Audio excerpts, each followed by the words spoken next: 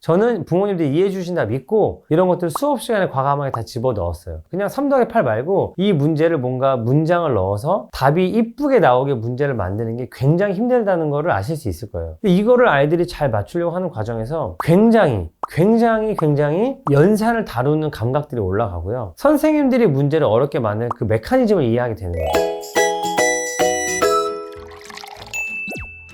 수학학원을 하면서 아니 왜 수학학원에서 이런 걸 해요? 라고 생각하는 한 3가지 정도가 있어요. 다른 수학학원에서 잘 안 하는데 우리 학원에서는 유달리게 좀 시키는 특이하게 생각하는 3가지가 있는데요. 그거를 제가 여러분들한테 꼭 소개를 시켜드리고 왜 내가 이런 것들을 시키고 있느냐 좀 여러분들이 캐치해 주셨으면 좋겠다, 이해해 주셨으면 좋겠다 생각했던 것도 있어서 그것들을 한번 얘기해 보려고 합니다. 저희 생각루트 수학학원에서 아이들에게 시키는 좀 독특한 거 첫 번째가 뭐냐면 우리 학원은 오자마자 글쓰기를 해요. 딱 오면 자 쓰자라고 하고 제가 이제 음악을 틀어주고 아이들한테 말하지 말라고 그러고 10분 동안 글쓰기를 시킵니다. 그러면 저희 수업이 한 3시간 정도 되는데 10분 정도 글쓰기를 해요. 이건 초등학교 저학년이건 고학년이건 아니면 뭐 저기 중학생이건 상관없어요. 저희가 일주일에 2번 이상 오는 친구들은 꼭 시간을 내가지고 글쓰기를 시키는데요. 그렇다고 제가 뭐 글쓰기를 가르쳐 주거나 검사를 하거나 막 많이 쓰라고 강요하거나 하는 건 아니에요. 물론 쓸 게 없는데요. 이런 아이들한테는 그래도 써봐라. 글쓰기를 잘하는 사람들은 내가 글을 쓸 게 없다는 주제로도 글을 쓴다 라는 얘기를 계속 강조하면서 어쨌든 뭔가를 쓰게 만들죠. 근데 글쓰기가 왜 중요하냐면 저는 어떤 생각을 하냐면 어쨌든 펜을 들고 뭔가를 써내려가고 자기의 생각을 글로 표현해보고 그다음에 없는 생각들을 한번 만들어보고 이 작업 기억을 향상시키고 하는 작업들이 수학에 있어서 너무너무 중요하거든요.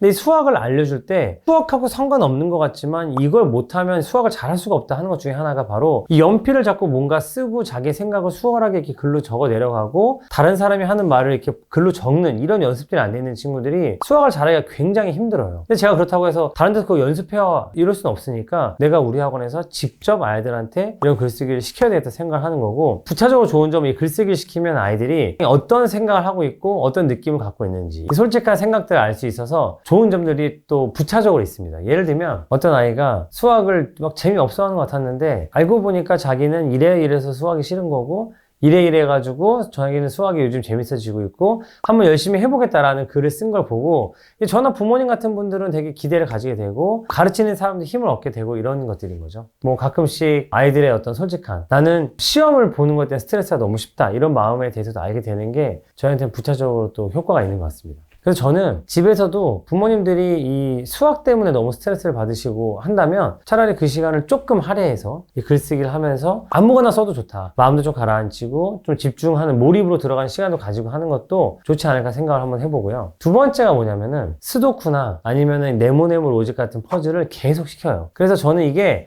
시간을 때우려고 하는 게 아니고 오히려 이 작업이 수학을 못하던 아이들이 수학을 잘하게 되는 데 있어서 가장 핵심적인 역할 중에 하나라고 생각을 하거든요. 뭐냐면 아이들한테 이렇게 네모네모 로직이나 스도크를 딱 주잖아요. 그러면은 이 수학을 깊이 접하지 않은 아이들은 왠지 여기 3이 들어가면 될 것 같아. 그리고 거기다 3을 써봐요. 그리고 어떻게 맞췄어? 그러면 찍었어요 라고 말하는 경우가 많거든요. 근데 이걸 조금씩 어려운 버전을 하다 보면 나중에 어떻게 되냐면 이걸 싹 다 지워야 되는 수정을 할 수 없는 지경에 이르는 경우가 굉장히 많이 있습니다. 저는 어떻게 생각하냐면 아이들한테 이 스도크나 네모네모 로직 같은 논리 퍼즐을 줌으로써 수학이라는 게 찍는 게 아니고 꼭 여기에 3이 들어가야 되는 이유를 찾는 퍼즐을 푸는 것과 같은 과정이다라는 거를 아이들한테 알려주고 싶은 거죠. 근데 이게 생각보다 효과가 굉장히 커요. 제가 왜 여기서 이렇게 됐어? 그러면 그냥 왠지 그런 것 같아서 이렇게 대답하는 아이들이 굉장히 많거든요. 수학을 하다 보면. 그런데 이게 스도쿠나 네모네모 로직을 하잖아요. 그럼 아이들이 그런 습관을 가지고 해요. 내가 찍은 건지 찍은 게 아닌지를 헷갈려요. 근데 제가 이유를 물어봐 줘야 돼요. 왜 여기가 3이라고 생각했어? 라고 말하면 아이들이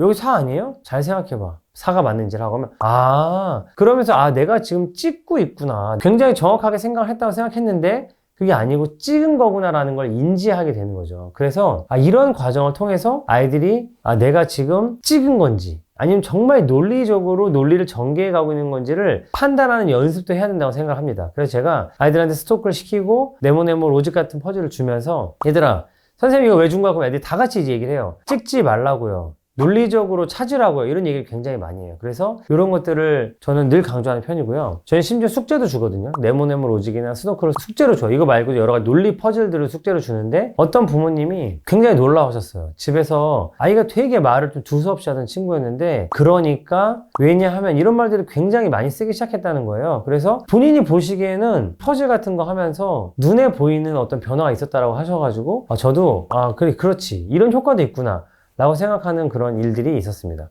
꼭 참고하시면 좋겠고요.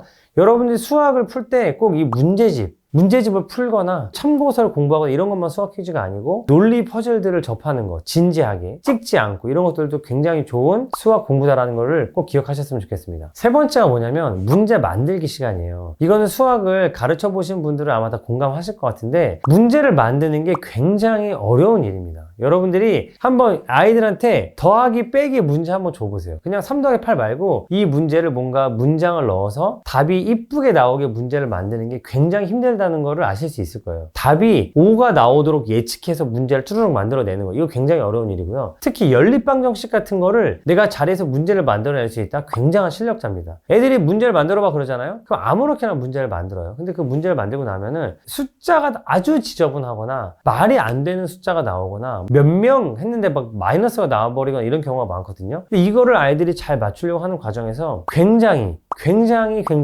연산을 다루는 감각들이 올라가고요. 또 이 문제를 접하는 태도가 달라지거든요. 특히 뭐가 있냐면 아이들이 이 문제를 어떻게 하면 어렵게 만들 수 있을까라고 고민하는 과정에서 선생님들이 문제를 어렵게 만드는 그 메커니즘을 이해하게 되는 거죠. 그래서 제가 아이들한테 문제를 만들게 했을 때 되게 좋은 문제가 나오지 않아요. 풀 수도 없는 문제, 말도 안 되는 문제들이 나오지만 아이들이 이 과정을 통해서 이렇게 해서 문제를 어렵게 만드는구나. 요 식을 이렇게 쓰는 거구나 라는 인식들을 계속 가지게 해주는 게 굉장히 도움이 많이 된다고 생각합니다. 제가 이 세 가지를 말씀드린 게 결국은 뭐냐면은 수학을 잘하기 위해서는 문제집을 많이 푼다고 되는 게 아니라는 거예요. 논리적 사고가 굉장히 중요하고요. 작업 기억을 향상시켜주고 작업 기억을 활용해서 표현력을 길러주는 것도 수학에서 굉장히 중요하고 또 입장을 바꿔서 정답률이 올라가기 위해서는 내가 그냥 문제를 푸는 게 아니라 문제를 만들어 보는 입장도 되고 문제를 만드는 사람들은 어떤 메커니즘으로 문제를 만드는지 이해하는 이 과정들이 내가 처음 접해보는 문제를 해결해가는 과정에 있어서 굉장히 핵심적이라고 생각을 하는 겁니다. 그래서 저는 부모님들이 이해해 주신다 믿고 이런 것들 수업 시간에 과감하게 다 집어넣었어요. 그래서 그냥 문제집 몇 페이지 풀다가 집에 가거나 오늘 그냥 방정식에 대해서 배우고 가고 이게 아니라 수학을 잘하기 위한 역량들을 함께 길러주는 거 이게 저는 수학학원에서 해야 되는 일이라고 생각하고 또 부모님들이 마땅히 집에서 같이 아이들이 역량이 성장하도록 도와줘야 되는 부분이라고 생각을 합니다. 저와 함께 아이들의 수학 잘하는 역량을 길러주고 싶으신 분들은 구독, 좋아요, 알림 설정